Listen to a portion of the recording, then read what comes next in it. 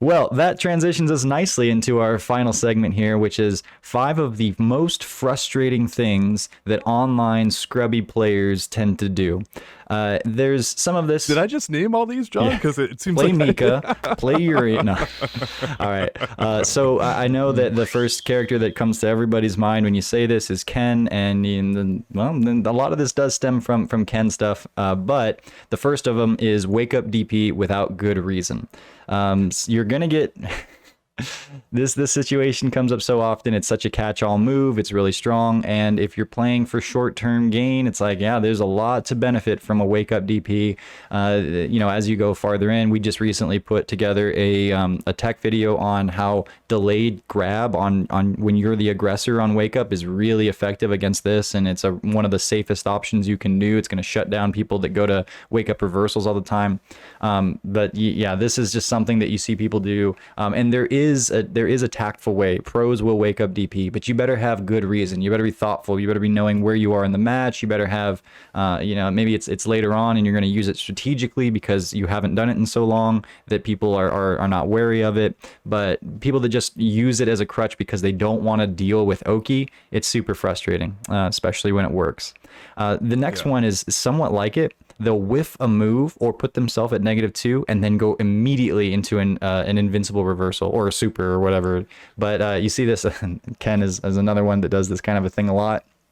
You see a lot of online players just they'll do sometimes they'll do light DP from a mid screen away, and it kind of just tempts you into like, oh, they did the thing where I can punish really hard, but then they just DP again with EX right afterwards, or they'll whiff a heavy kick, and as you're trying to play footsies with them, they just rip DP, and it's like a lot of times it doesn't work. But they've sort of broken it into, or they've devolved the game down into these very specific strategies, which are not highly efficient and are not sustainable, but they do work in the short term, and they especially work at lower levels. And so and when you go online and you have the lag factor where the game changes a little bit, and the kinds of things, the reactionary play that you're going to use offline is not as effective, and therefore the risk and reward gets a little bit skewed, because the reward remains fairly consistent for a lot of moves, but the risk goes down because it's harder to punish, it's harder to react, things along those lines. And players that are using that, which is increasingly something that you can kind of do as more events go online and such, these strategies are becoming more and more legitimate because of that, until online becomes so good that it's like offline, whenever that's going to happen. But you train in this atmosphere, these kind of tactics can be better than they are offline, but may you never have to go offline and use them, because you're going to find that the risk goes way up. The third one here is that they never stop offense. And this kind of ties into the idea of like wake up DP when you're knocked down and they're just going to go straight back to the offensive thing. But so many times you'll be like either having them in block stun or even having them in hit stun. You're actually hitting them, which puts them at massive disadvantage most of the time. And they'll be pressing not light buttons, which are the fastest buttons they could be using to interrupt, but like medium buttons.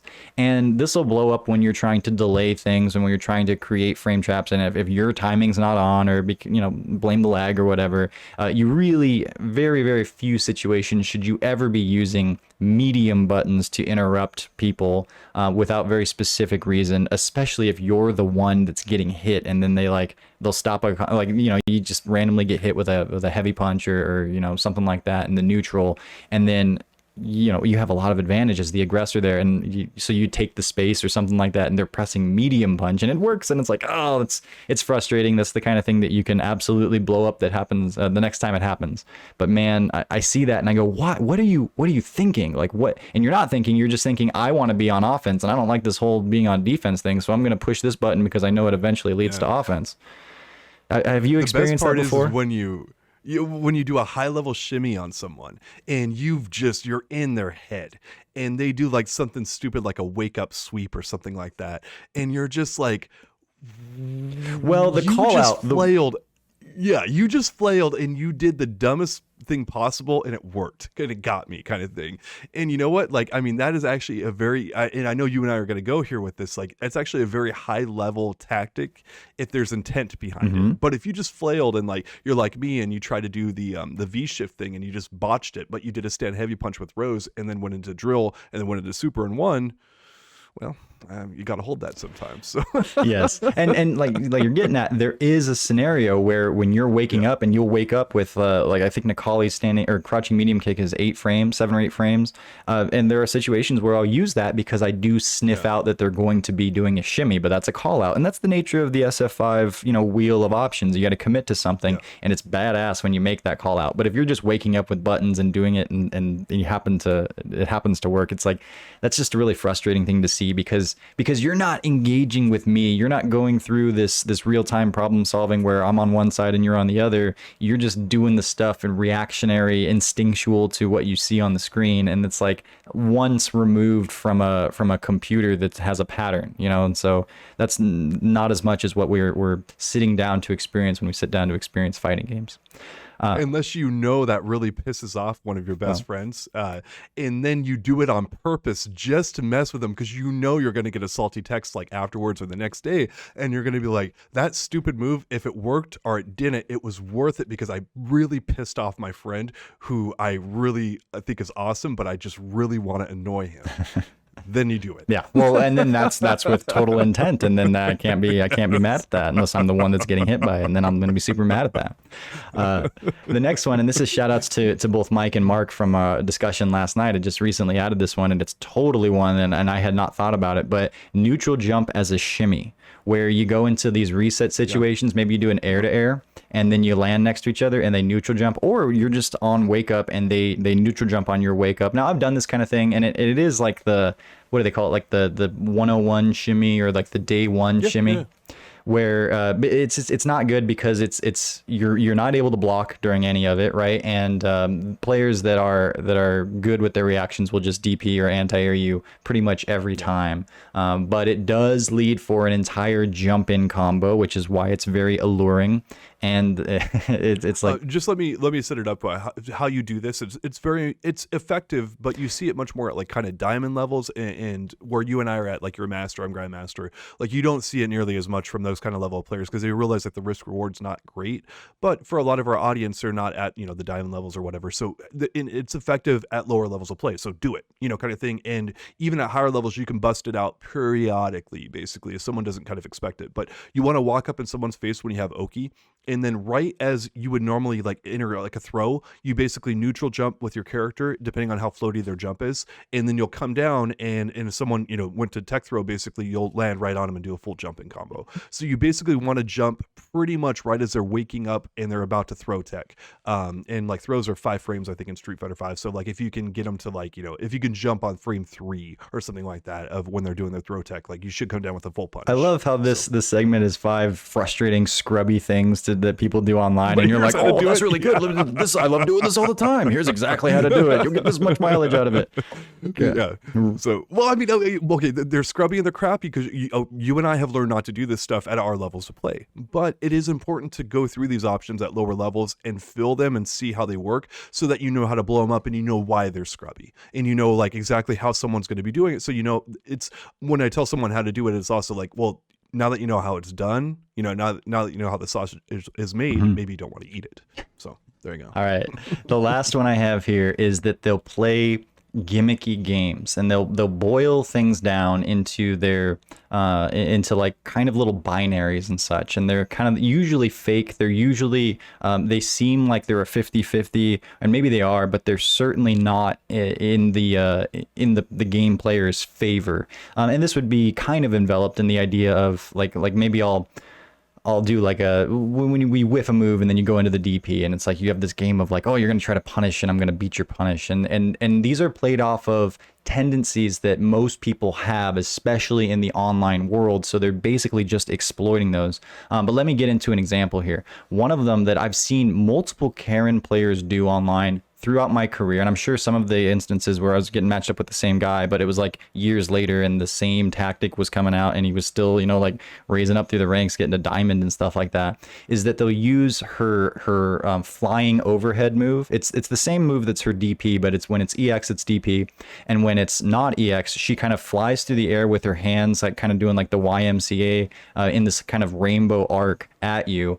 And then she can follow it up with like a sliding sweep afterwards. And what'll happen is it's not a jump, but she does go airborne and she goes relatively quickly horizontally. There's a lot of startup to it, but online it's fairly difficult to react to. And her animation of it looks like it's a hitbox to begin with, because like I said, she's flailing her arms. So it can be intimidating visually. And when you're sitting there playing footsies and you expect a Karen player to be trying to play neutral with you, getting a whiff punish and stuff like that, that suddenly flies at you and it's really intimidating looking. Your gut instinct is to block, and your gut instinct is to block low. You just want to turtle up, say, I don't want to contest that. That's just this huge, like, you know, ball of arms flying at me right now. But when you duck, you get hit because it's an overhead. And so that's step one of this. Now, a lot of times they'll do it, they'll get whatever they can out of it, they'll go back and they'll go right back to doing it again and see how much they can get. And a lot of times it's everything that people need, because we'll just continue to block low, get blown up. And then once you start to maybe try to like block high, they'll go into the sweep afterwards and you'll be like, I have to block low and then I have to block high. You actually don't have to do any of those things. It's a -4 at best move. So if you jab, no matter who you are, after she does that, you'll hit her out of it. And if she goes for the sweep, you'll still hit her out of it. It's totally not a thing. But this thing has, obviously it works, because I've seen it so many times at different times over the last couple of years of playing Street Fighter Online, and I've had an understandably like hard time dealing with it for way longer than I should have, because all I needed to do was take it into the lab and understand, like, first, yes, you can anti-air it if you're ready for it, but you kind of have to like shut off most of the rest of what you're looking for and just be like looking for that for the anti-air, and then they can start doing like the short version and try to bait a DP out of you. And it's this goofy little gimmick game that really isn't real. And as soon as you take it into the lab, you know how to blow it up and you can do it every time. And there's a lot of characters, a lot of things like this that, for whatever reason, something about the animation, something about the ability to react, something about the way people understand the game is played and their instinctual reactions to things, these little games will play off of those and they'll take advantage. And it makes total sense, because if you're playing in this atmosphere with these like kind of extra truths, you know, the truth of there's going to be a little more lag and reaction times are harder, things like that, you're going to gravitate towards the stuff that works. And sometimes things work short term and they're exceptionally or overly inflatedly effective, especially at lower ranks. But yeah, so those are 5 of the most frustrating. We have to, you're talking about Karen, we have to talk about the Driftwood special. Oh yeah, because the Driftwood special is where Karen does her Rekkas in V-Trigger 1, but one of the gimmicks that she can do is she can actually cross you up and like hit you with an elbow or whatever. And the Driftwood special is he would randomly do this to Velociraptor and other people and other stuff, and hit him with that and like go into super and win, right? Like, and because Karen's super used to do 5,000 damage, and Capcom's like, maybe we should tone that down. They finally did. They're finally like, yeah, 4950 now. Yeah, something like that. So, but anyway, I remember, you know, the Driftwood special was like he would do that randomly and it would work. And I mean, it's a gimmick, but it's not a gimmick if you do it in the right context. And it happened in tournament. And I remember Driftwood was like blowing up John's phone here. He was like, dude, it worked in tournament. See, it's not a gimmick, blah, blah, blah, and other stuff like that. It really is a gimmick. But again, if you use it in the right context, the gimmicks have, if you're not expecting the dumbest option because you're worried about the 5 smart option someone does, well, there you go. That's the context for these gimmicks, where it's not real, but if your opponent's not expecting it, it's real then. So yeah, and Karen's Rekka outcomes are certainly a thing, because she can go for the overhead, she can go for the slide, she can go for, if you're trying to interrupt her, she can do the palm, and then of course she can go on the other side, and all of them have a lot more risk than they do reward. But she's playing the you're not going to be ready for him, or you haven't done your homework, and you'll see that quite a bit. Another really easy shout out is like Ken's heavy tatsu, just doing Ken's heavy tatsu from far away, and that's very similar to the Karen move, because it's got that, you know, horizontal, not quite a jump arc, but then it also is like flaming feet coming at you. You just want to block, and then he's in. And you mean in V-Trigger, right? No, in all the time. In V-Trigger 1? Oh, okay. Well, Okay, you just he'll mean in dive general. kick in with EX Tatsu, but I just mean heavy Tatsu from Ken, just like wow. not Okay. full screen, but from certain ranges. You'll see those kind of things, and they'll work more than you'd expect them to. But that's because you haven't put them under the it's scrubby because it's not good, it's not sustainable, but it works in certain conditions, and there's a reason why. So it's on you, it's on us to when those things happen, figure out why they're not good and figure out how to blow them up with some intent. But there you go. And they're going to frustrate us all to the dawn of, or to the end of time, but you can mitigate it. If you can't figure them out, create a podcast show and go on and complain about all those characters on there until Capcom nerfs them, and then you're good to go. So this is John Catalyst Gray, and I know no one like that in my life who would ever do anything like that. Signing out. I just want to say thank you all so much for listening. And if you have feedback about my segments today, just please send them to @Velociraptor. Just leave them in the YouTube comments. I definitely check all those. I don't assign that duty to John as the head of broadcast or anything like that. And we will talk to you guys soon. All right. Or John. I'll be back for 2 weeks because I'm putting in my 2 weeks today. And then after that, we'll see what happens. Damn it. All right. Well.